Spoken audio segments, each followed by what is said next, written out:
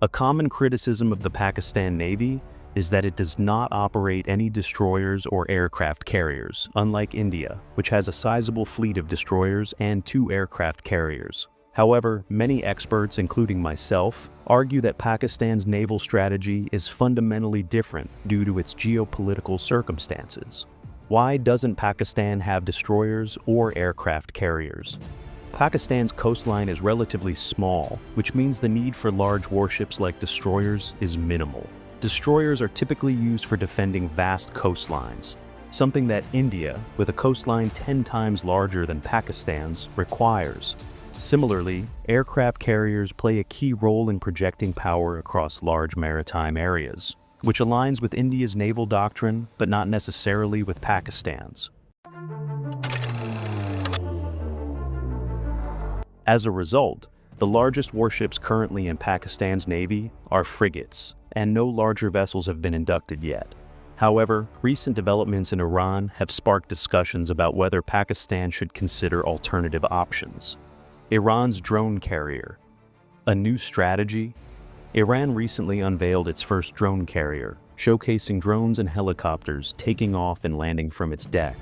While this gives the impression of a functioning aircraft carrier, the reality is quite different.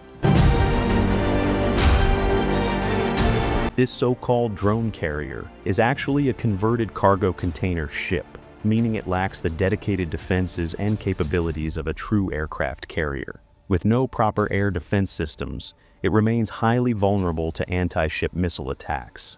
Any modern navy with advanced missile systems could destroy it within minutes. However, despite these weaknesses, Iran is still investing in this concept because such ships are more about regional influence than actual combat effectiveness.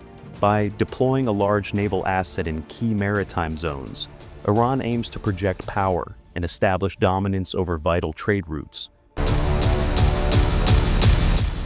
This approach is why major world powers continue investing in aircraft carriers, not just for their combat power, but also for their strategic and political influence.